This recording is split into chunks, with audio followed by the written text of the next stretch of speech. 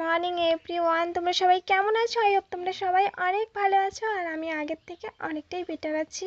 ঘুম থেকে উঠে ব্রাশ করে পেটটা ক্লিন করে স্নান করে আমি পুজো দিতে চলে এসেছি। অনেক দিন পর ঠাকুরগুলোর মুখ দেখছি, সাথে ঠাকুরের ঢাকা খুলে সবাইকে স্নান করিয়ে চিত্রপট মুছিয়ে আমি পুজো দিয়ে দিয়েছি।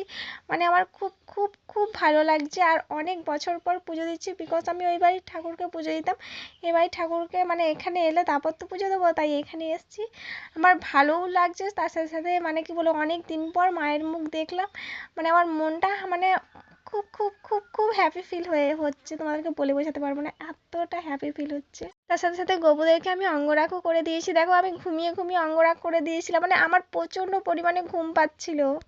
আজকে মিল্ক আর ম্যাঙ্গো দিয়েও পুজো দিতে হয়, তো সেই জন্যই মা এখানে ম্যাঙ্গোটাকে কেটে দিয়েছে আর আমি পুজো দিয়ে দিয়েছি। আর সাথে সাথে আজকে বাড়ির সবাইকে মিল্ক আর ম্যাঙ্গো খেতেও হয়, তো সেটা আজকে আমরা খাবো। ডক্টর আমাকে বলেছে থানকুনি পাতার রস খেতে, সেই জন্য মা এখানে থানকুনি পাতা নিয়ে এসছে। বাড়িতেও আছে, বাট আমাদের যেহেতু জমিতে ভর্তি, সেই জন্য মা জমি থেকেই তুলে নিয়ে এসছে। দেন আমি থানকুনি পাতার রস খেয়ে নিলাম।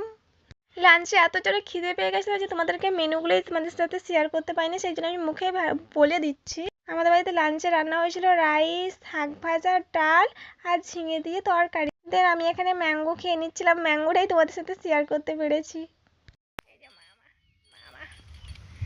মামা সোনা লা লা লা লা, ও তো আহা হা হা লা লা।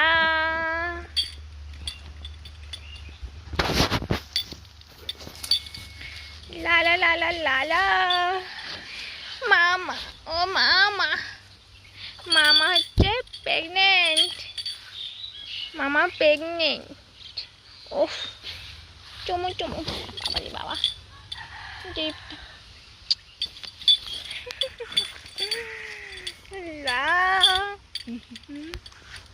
আমি একটু ভয় পাই, অনেকদিন পর আমাকে দেখছে তো, রেগে রেগে যদি থাকে সেটা নিয়ে আমি একটু বেশি টেনশনে আছি।